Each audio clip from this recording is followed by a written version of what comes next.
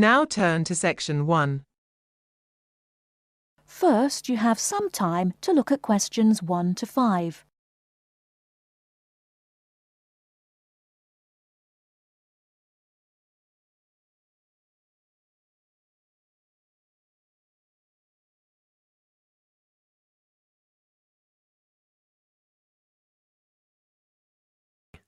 Listen and complete the notes about 2 people who work at ESCO Engineering.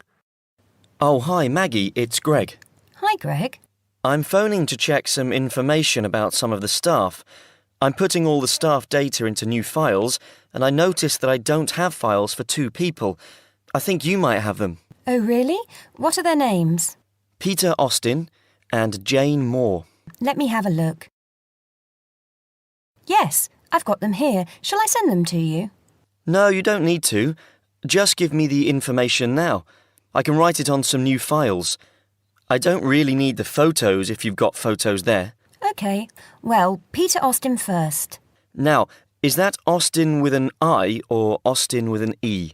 It's Austin, and his address is 110 Argyle Street, Tunbridge Wells, Kent, TN3 5RQ. 110? Uh-huh. And his phone number? It's 07984 645 792. OK. And how old is he? He's 47. 47. And what about his marital status? He's married. There's a note here that he has 3 children, 2 boys and a girl. OK. And finally, when did he join the company? He started with ESCO in August 2003. Thanks, Maggie. Before you hear the rest of the conversation, you have some time to look at questions 6 to 10.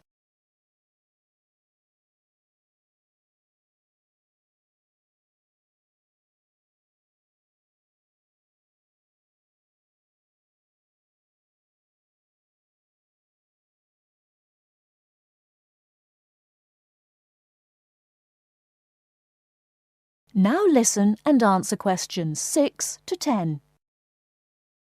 Now, what about Jane? Her name's Jane Moore, that's Moore, and her address is 72 Cedar Road, Crowborough, Kent, CR3 5RQ.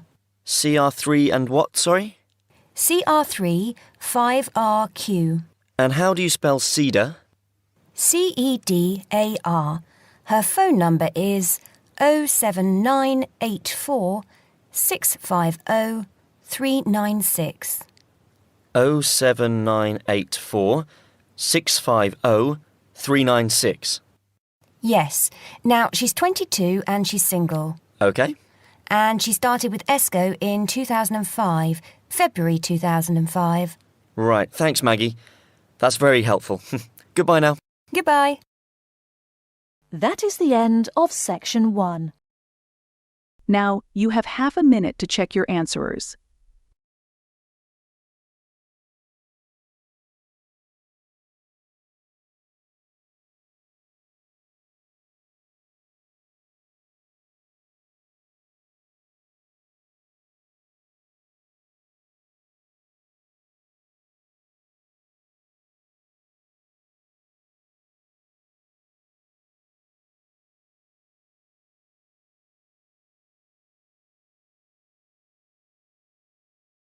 Section 2.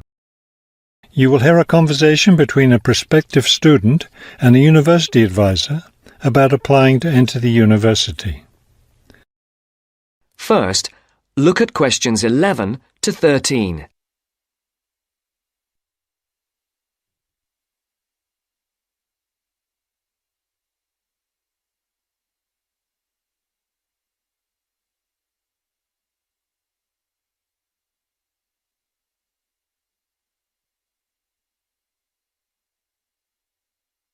As you listen to the first part of the interview, answer questions 11 to 13.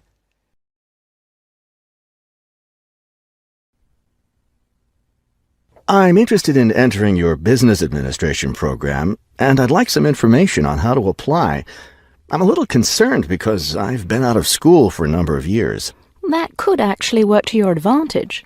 It's possible to get academic credit for work experience if that experience is related to courses in our program.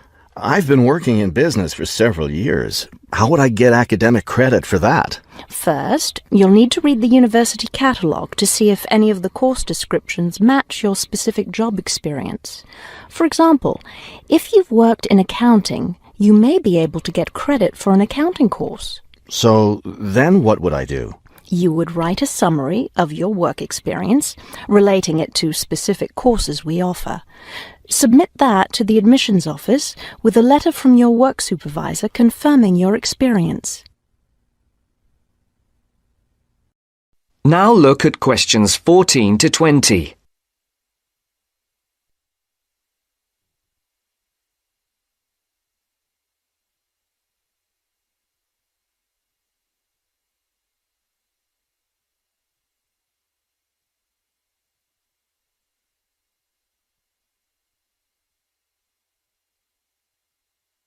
As the interview continues, Would I submit those things at the same time that I apply for admission? That would be the best idea. Have you seen a copy of our university catalogue? Not the most recent one. I have a copy from last year. You'll need to look at the latest one. Unfortunately, I've run out of copies, but you can get one from the library for now, and I'll send you your own copy as soon as I have more available. Thank you. How does the admissions process work? Well, first you'll need to get an application for admission. Those are available in the admissions office. The application form contains all the instructions you'll need. That sounds simple enough. Of course, you'll need to make sure you meet all the admissions requirements. How can I know what those are? We have copies of the requirements lists for all university programs here in the counselling centre. I'll give you one before you leave today. Will I need to get recommendations from my employer or former teachers? Oh, yes, you will. The recommendation forms are available in the admissions office. Now, I don't know if you'll also be applying for a part-time job through the university work-study program. I'm considering that. How can I find out what kinds of jobs are offered? You can access the job listings from the computers in the library. Are you planning to study full-time or part-time? I want to be a full-time student. Good. Then you'll qualify for the work-study program. Part-time students aren't eligible. As a full-time student, would I be eligible for a free bus pass? No, unfortunately, we don't have those available for any of our students.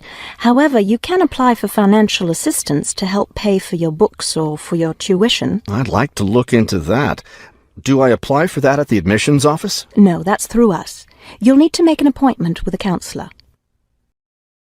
That is the end of section 2. Now, you have half a minute to check your answers.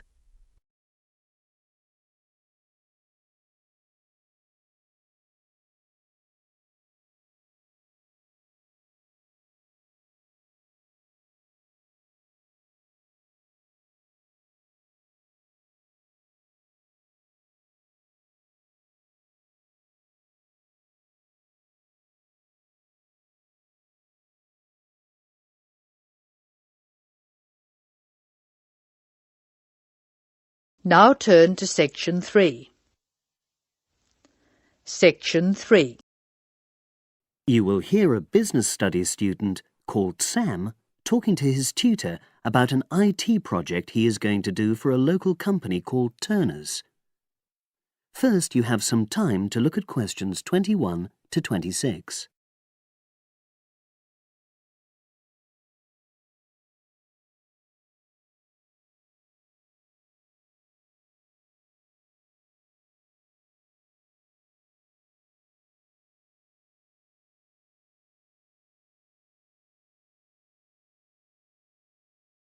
Now listen and answer questions 21 to 26.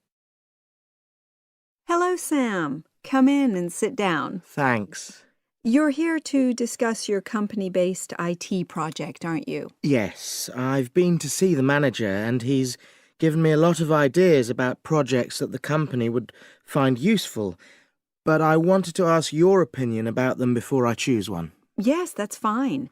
Now, this company's called Turner's, isn't it? That's right. It's a small engineering company. They make machine components for trade use. They're well established. They started in 1976, but they're a bit old-fashioned. Okay. And what kind of projects did Turner's suggest you could do for the company? Well, they want some improvements made to their customer database. The one that they've got at the moment isn't very useful in some ways. I had a quick look at it. That would be a very straightforward project, and it'd be simple enough to evaluate, but I don't think you'd get enough out of a project like that. You wouldn't learn anything new. Well, another project they suggested is to do with their online sales catalogue. At the moment, customers can look at their products, but they can't actually order them online, which must affect their competitiveness. But I said I thought it would take too long. It's quite a big task. You're right. It's too much for the time you've got. It's a pity, though.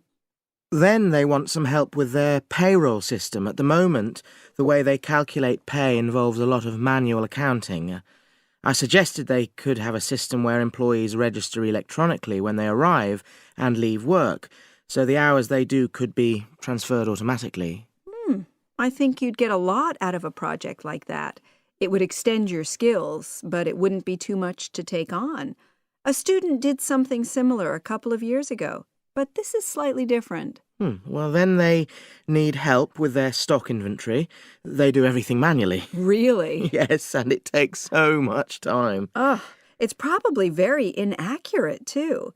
An electronic inventory would probably be the biggest single benefit for the company. I'm surprised they haven't had it done before. I know. Then they wanted to improve their internal security. The manager had visited other companies where the staff use swipe cards to access various areas of the building. It sounded useful, but the trouble is I'm not really sure how to do it. Well, I think you're right in that assessment. At the moment, it's probably a bit beyond your level of knowledge. Is that all? Just one more. Customer service. They want to be able to collect feedback from their customers in a more systematic way. At the moment, it's a bit of a mess, and they probably lose business as a result. Would that involve you going to see customers at their own premises? Because in that case, you might have to do a fair amount of traveling, and that would incur expenses that haven't been agreed with these companies. I never thought of that. Well, it might not be a problem, but it's something that needs clarifying. Well, I hope that's been helpful in narrowing down the options. Yes, it has, thanks. I'll be able to make a decision now. But while I'm here, can I talk to you about coursework? Sure. Now you have some time to look at questions 27 to 30.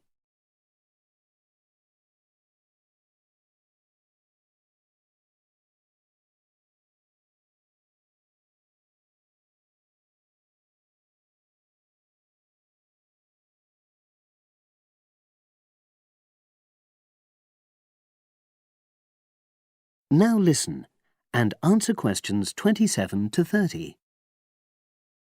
I'm not very happy about the way our group assignment is working. There are some problems. Oh dear.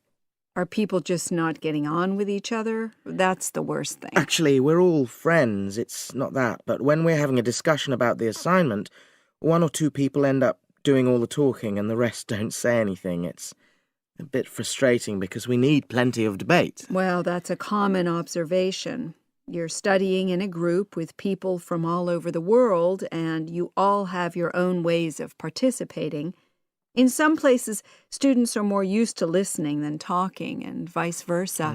I suppose you're right. I'll try to remember that.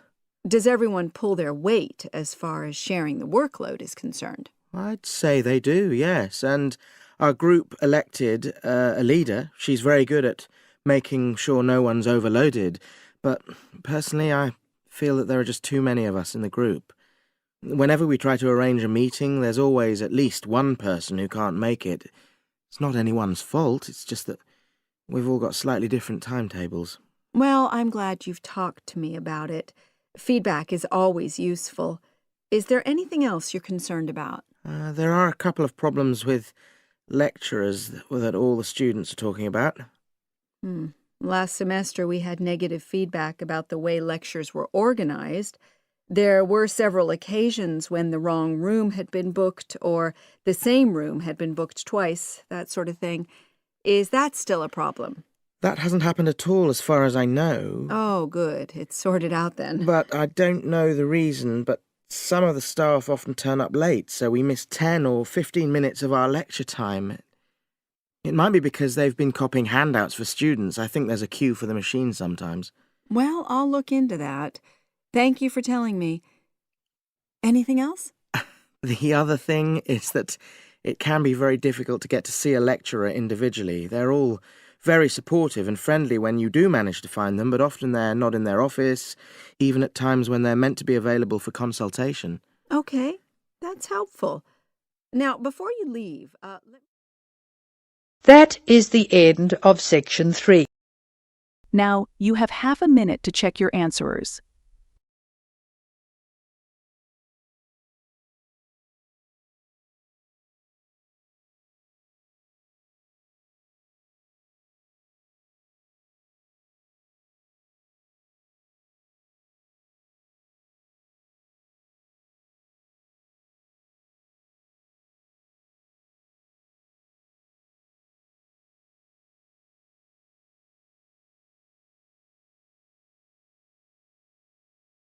Now turn to section 4. You will hear a lecture about geotourism. You have 30 seconds to look at questions 31 to 34.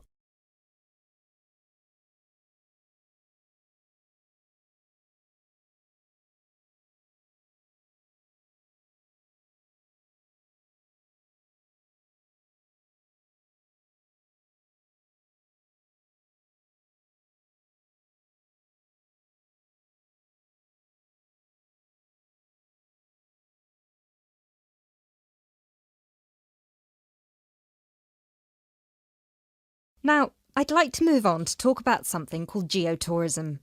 Geotourism is very basically leveraging the benefits of tourism for local communities. I would just like to give you a couple of statistics which are very illustrative of the current situation with regard to young travellers and international tourism. Firstly, tourism has an impact on more people worldwide than any other industry. Indeed, it has an impact on 1 in every 2 people, either directly or indirectly. The second statistic is that in global tourism, there is a 97% economic leakage. This means that if you spend £100 on going on holiday, normally only £3 of that money will actually reach the people who are giving you the services and the accommodation, for example, in the destination. If you put these two figures together, you can understand why some of the regions of the world which have very high levels of tourism still have very high levels of poverty and huge developmental challenges. These countries have this massive industry demanding a huge number of services, but they are not seeing a fair reward for these services. Geotourism is about changing this.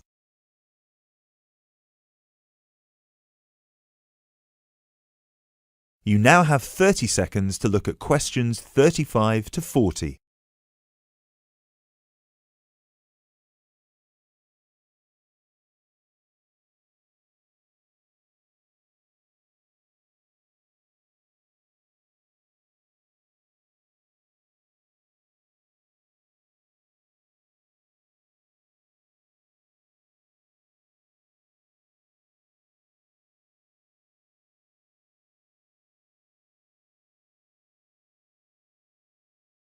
Projects are now being developed with financial organisations such as the World Bank.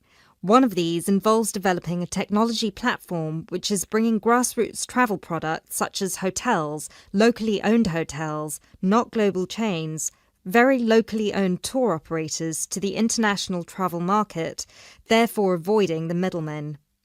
These middlemen often cut them out of the market completely or just make their business unsustainable. Another way that geotourism can be promoted is through the niche travel market of volunteering.